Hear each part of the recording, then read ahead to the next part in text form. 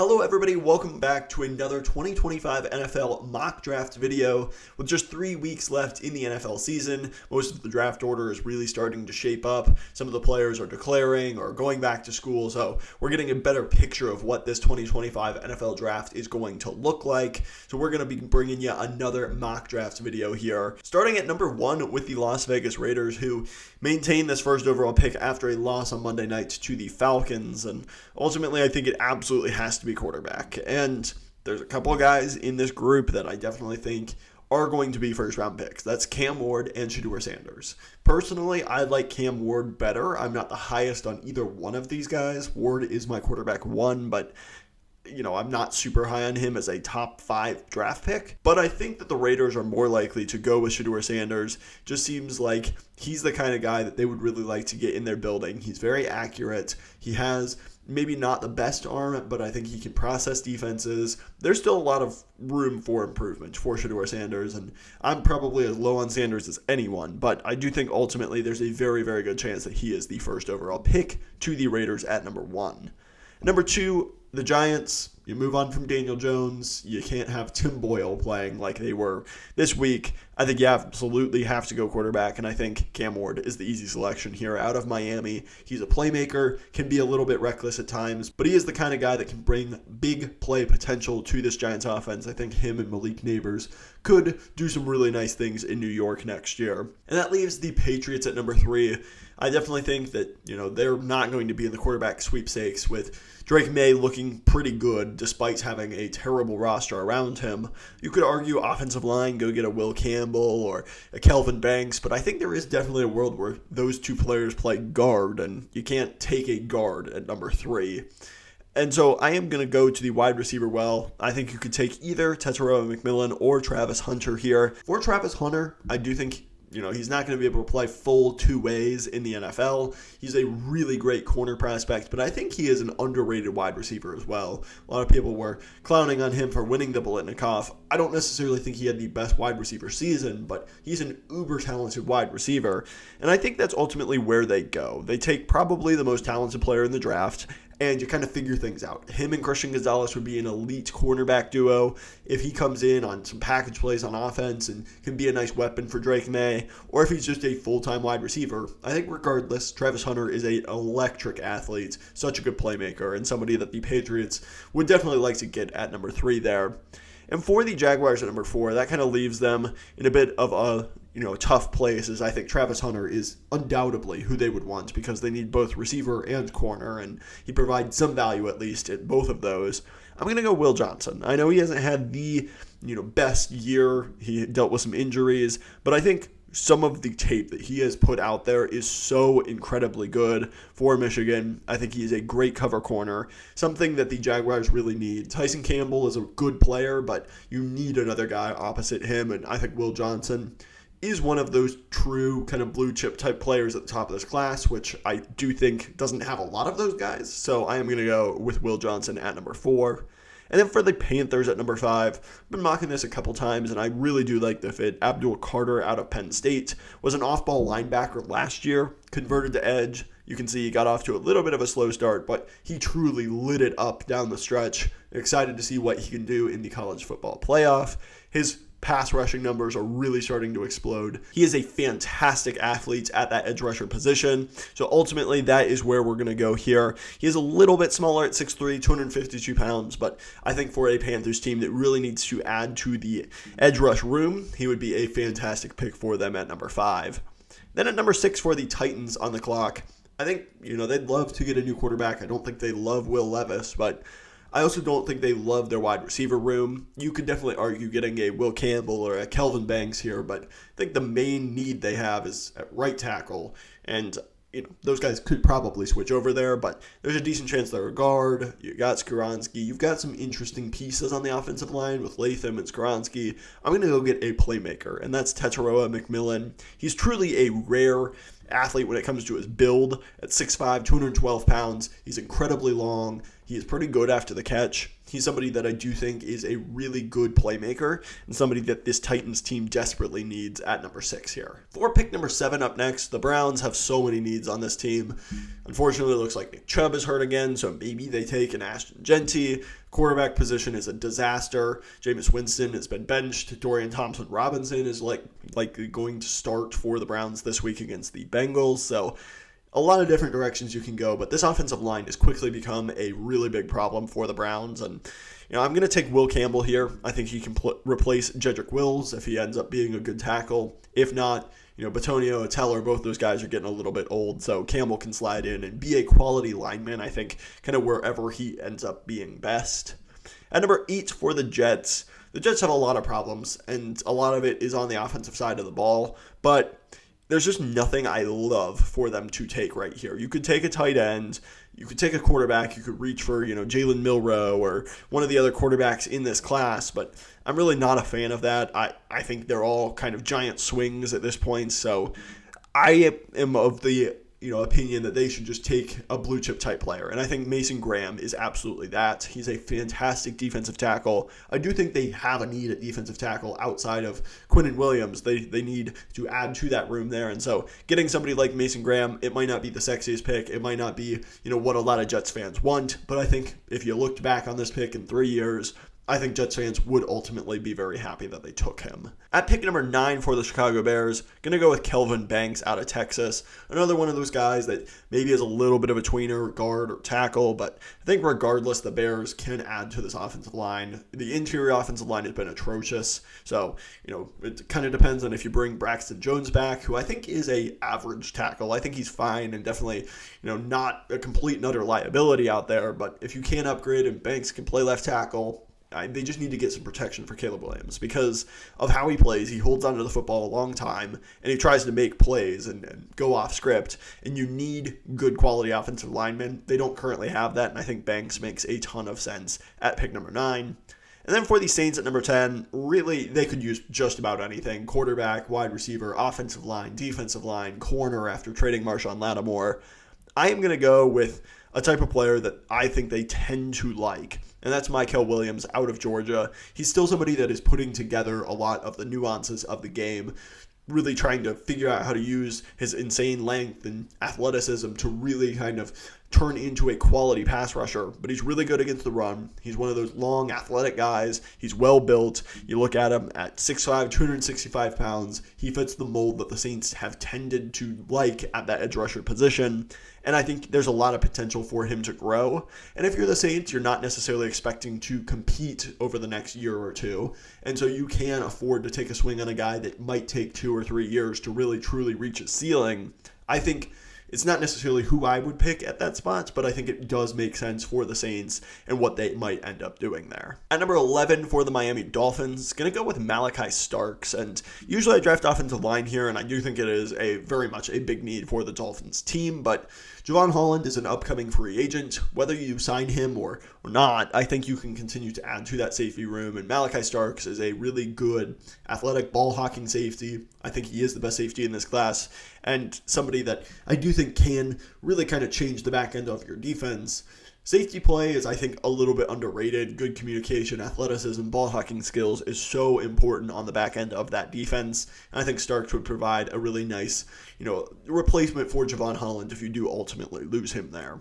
At number 12 for the Indianapolis Colts, went back and forth here quite a few times, but ultimately I kind of landed on Jalen Walker out of Georgia, the third Georgia defender in a row. Walker is a predominant off-ball linebacker, but he plays a lot of edge as well. And I think the Colts can use help at both of those spots. You do have guys like Latu, Kwity Paye, but I think, Zaire Franklin and EJ Speed, I think you could upgrade in that area. Walker is a really good athlete. He's somebody that can definitely be a really good blitzer, get off the snap. I think his best snaps are at the edge rush position, but I think he's going to be a really interesting player, somebody that they can move around a lot, 6'2", 245 pounds. He's somebody that I do think is a very intriguing defensive player. They do need some help in the middle of that defense. I'm going to go with Walker at pick number 12 there. For the Cincinnati Bengals at number 13, this defense is atrocious. It's just as simple as that. And so, yes, you can be tempted by Ashton Jeanty, or if you lose T. Higgins, Luther Burden is interesting. Adding to the offensive line is definitely intriguing, but for me personally, as a Bengals fan, I will be disappointed if this pick isn't defense unless they, go after a ton of guys in free agency. I'm going to go with Kenneth Grant out of Michigan. The Bengals have not been able to stop the run effectively at all this year. They've gotten no pass rush from their interior players.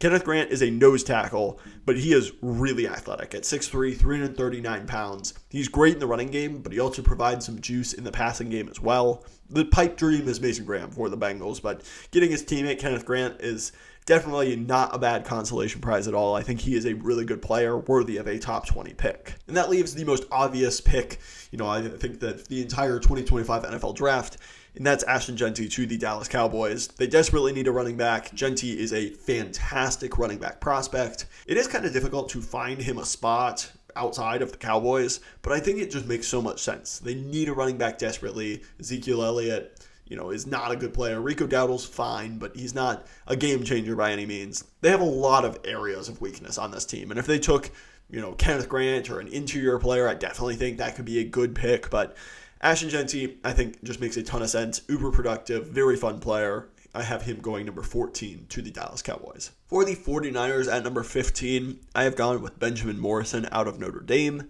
He had a hip injury that ended his season, but definitely was kind of a very highly thought of corner before going down. For the 49ers, I think corner is a big area of need. He's somebody that can play sticky man coverage. He looks very athletic out in space, 6 foot, 190 pounds. He's got good size. I think he is a good athlete as well. The type of corner that could potentially be a number one for you.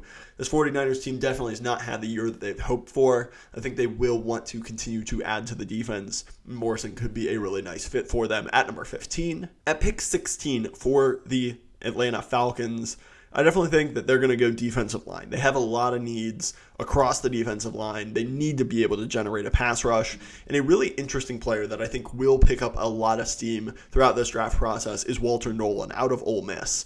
And just look at his ability. He is a little bit, he doesn't have the longest arms. He's 6'3", 305 pounds. He's really, really good in the running game. 91.9 run defense grade. But he has a great pass rush win rate as well, 9.9%. He can get after the quarterback, has some pass rush moves, was a transfer from Texas A&M, so he's done it in the SEC. He's a really productive player, somebody I do think is going to test well and shoot up draft boards, just 21 years old. I do think Walter Nolan could ultimately end up being a top 20 pick and somebody that the Atlanta Falcons could definitely be very interested in at number 16 there. Then at number 17, going back to the defensive tackle somebody that PFF in this board here with Trevor Sikkema is a lot lower on, but I think Derek Hartman is going to be another player that it goes a lot higher than he's currently ranked in the system here. And that's because last year he was a guy that was a great run stuffer. He was really good at, stuffing up the run, two-gapping, all that kind of stuff. Lost a little bit of weight and then became a menace as a pass rusher. Look at his pass rush grades. 84.9 in true pass sets, 90.6, a 17.6% pass rush win rate, 310 pounds, 6'5". He's got length. He's got production. I definitely think he's a guy that's going to shoot up draft boards as well. I could most certainly see him fitting his way into the first round. And I think that he is a very, very interesting player that the Cardinals could definitely use. Their interior defensive line definitely needs some work, and some pass rushing juice up the middle is one of the most dangerous things to an offense. So I think you could definitely see guys like Nolan and Hartman coming off the board early in the 2025 NFL Draft. At number 18 for the Seattle Seahawks, I'm going to go with Josh Simmons out of Ohio State. Thought he was potentially going to work himself into the tackle one conversation with how well he was playing this year for Ohio State. Fortunately, goes down against Oregon with a major knee injury, so he's not going to be a part of a lot of the draft process. But I do think that for the Seattle Seahawks team, they need tackle help. Whether it's Abraham Lucas and Charles Cross getting hurt or guys sliding inside, they need help on this offensive line. And I think Simmons is the best offensive lineman available. I don't think that they would hesitate to add a really athletic, talented tackle like Josh Simmons at pick number 18 here. Then at 19 for the LA Chargers, I'm going to go with a tight end, but not Colston Loveland. I'm going to go with Tyler Warren out of Penn State. I think he's a little bit of a better blocker. Loveland is a little bit smaller. Warren's kind of more of that inline tight end. He can definitely run block, somebody that can get out in space and move. And I think that Harbaugh just values the running game and toughness so much that Tyler Warren is going to be a player he really, really likes. take him at pick number 19. He's incredibly productive, both the passing and the running game, so I think that makes a lot of sense. And then at pick 20 for the Tampa Bay Buccaneers, they need to add some pass rush juice. And I think juice is pretty much the name of the game when it comes to James Pierce Jr. Look at his pass rushing grades, 89.5, a 23% pass rush win rate. But he's also relatively productive against the run. I think against SEC competition, he's looked really good at 6'5", 243 pounds. He's a little bit on the smaller side, but he has elite athleticism, burst. He'll show you an inside counter every once in a while. I really like James Pierce Jr. and think that there's a good chance that he goes higher than people kind of think. He was originally the preseason number one, overall pick for a lot of people in the way too early mock drafts. Started a little bit slow, has maybe not had the explosive year that people expected, but I think he's going to climb his way back up into the top 20, top 15 conversation for sure. Then at pick 21 for the Rams, going to go with Ariante Ursery out of Minnesota. I think this fell really well for them. They need tackle help. Noteboom and the other guys that they've had on that offensive line just have not been consistent enough. Ursery, 6'6", 330 pounds, one of the best pure tackles in this class. I think there's a decent chance maybe he's even off the board before this, but if the Rams are, have him available at their pick at number 21 here, definitely think he would be in consideration. At pick 22 for the Commanders, corner was a need before they went out and got Lattimore. I think it still could be something they add to after, cutting Emmanuel Forbes, that pick not working out at all. You could definitely add to the edge, get somebody like Nick Scorton or Shamar Stewart, one of the other edge rushers, but I am really intrigued with adding a wide receiver and continuing to put weapons around Jaden Daniels and Terry McLaurin. And Luther Burden is still on the board here. He's an excellent yak wide receiver. I think he's a great power slot type of player, somebody that I really do think is much better than his stats looked this year because of bad quarterback play. And so don't let the 676 receiving yards and 6 touchdowns fool you. Luther Burden is still a really, really good player and somebody that I think the Commanders would love to get to really open up this offense for Jaden Daniels. At number 23 now for the Broncos, their defense has been awesome. Benito and Cooper have been such fantastic edge rushers. You've got Pat Surtain at corner. These guys are really, really good. I think you can continue to add around Bo Nix and really allow this offense to take that next step next year. You could take somebody like Emeka Ibuka, one of the wide receivers, but I really like adding Colston Loveland. You don't really have anything at all in the tight end room, and Loveland provides an athletic, really good wide receiver type of player in that role. I think he would be an awesome pick for the Broncos at number 23. And then for the Ravens at 24, I think you have to add to the offensive line. Roger Rosengarten, I wasn't the hugest fan of. Ronnie Stanley, definitely getting up there in age, has dealt with a ton of injuries. I don't think the offensive line is super consistent and super stable right now, so I really like getting somebody like Wyatt Millam, who I really do like. He's been incredibly productive for West Virginia. Maybe as a guard, maybe as a tackle, but I think regardless, he can definitely help out this Ravens team and be a nice addition for them at number 24 here. At pick 25 for the Texans, I've often given them Tyler Booker, an interior offensive lineman. I'm going to go interior defensive lineman with Tyleik Williams. Such a good run stuffer. He's definitely one of those guys that maybe doesn't show up in the box score all the time. I think he's a fine pass rusher. He definitely has some athleticism for how big he is at 327 pounds, but really where he shines is being a two-gapping nose tackle type. The Texans definitely need to get tougher against the run, and Tyleik Williams is exactly what they would need in order to do that. At number 26 for the Steelers, I've drafted Emeka Ibuka to them many times, but a lot of Steelers fans, are very insistent that he wouldn't go there, a slot wide receiver. They don't tend to take first-round wide receivers.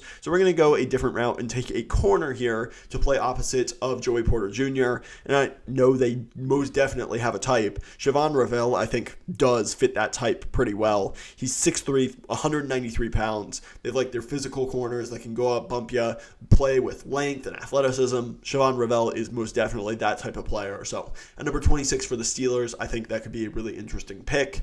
Went down early in the season with an injury, so we'll be interested to see kind of what he can do throughout this draft process, but he's a very fun, interesting player at number 26.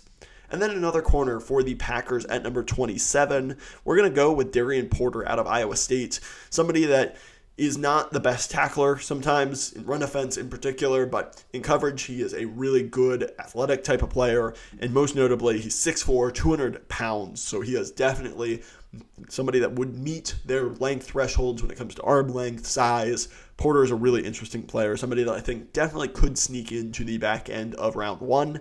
And I definitely think for the Packers, you need to add somebody outside of Jair Alexander. Eric Stokes has not really turned into the first-round caliber player that you drafted him to be, so taking another swing on that position I think would make a lot of sense for them. For the Vikings, another team that corner would make sense. Maybe you could look to add into your offensive line. I know that Aaron Jones is playing really well, but he's only there on a one-year deal. I really, really like Omarion Hampton. I do think he is worth a late first-round pick, and he is so elusive. He's so difficult to bring down. He's so thick, and his contact balance is really impressive. At 6'1", 220 pounds, he's a good pass protector. I think he would add another element to a really, really good offense right now. And I do trust that Kevin O'Connell could get the most out of him. So going to go with Omarion Hampton at number 28. And then for the Bills at number 29, I've made this pick before as well, but I really do like it. I'm going to go with Jahad Campbell out of Alabama. And he is somebody that I do think could potentially play some at the edge rush position, but really where he's thrived this year is being a really fantastic off-ball linebacker with good coverage instincts, somebody that can fly around, make plays, has good athleticism. And I do think that as a blitzer and as a pass rusher, he's shown some juice as well. So definitely somebody that I think could be an intriguing piece to move around for the Bills. Milano's not getting any younger. You've lost some players at that position over the years. I think adding Campbell could make a lot of sense for this Bills defense. Next up for the Eagles, I'm going to go with Shamar Stewart out of Texas A&M. He is somebody that is really good in the running game. He's just huge when you look at his size, 6'6", 290 pounds, but he carries that weight incredibly well. I do think he's still going to be an edge rusher, even at 290 pounds. Somebody that can fill maybe that Brandon Graham type of role where he's not the most bendy, athletic type of player, but he's somebody that can win with power, be a really good edge rush type of player.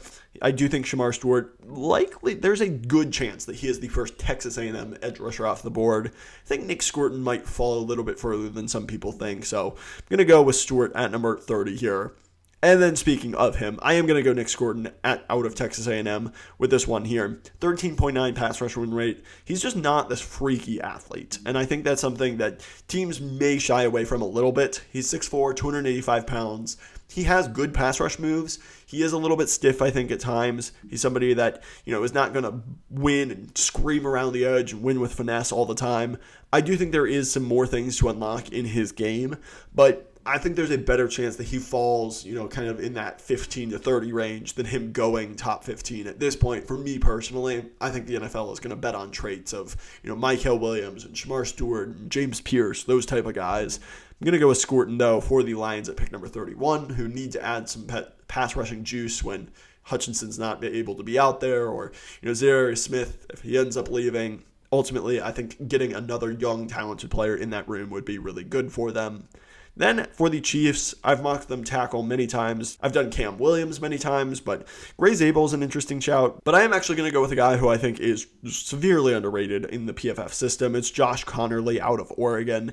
He's somebody that has had fantastic tape this year. He has played really good competition and I think done a really, really good job, just giving up 1 sack, 1 hit, and 4 hurries this year. He's a good pass protector. I think he moves well in the running game as well. So I definitely think Connerly is going to go way higher than PFF has him ranked here, and I think could be a really good fit for the Chiefs, who just need to get the tackle position right because they haven't for a while. So that is my first round mock draft for the 2025 NFL Draft. If you do like this kind of content, please hit that like button down below. If we do get enough likes and views on this video, maybe I'll do a round 2. Let me know if you'd like to see that. But let me know your thoughts on who I had your favorite team take, who you would rather have them take. Let me know in the comments down below if you like this kind of content, player rankings, mock drafts, scouting reports, all that good stuff. We've got a lot more coming for you, so please subscribe so you don't miss anything. Thank you so much for watching. I will catch you in the next one.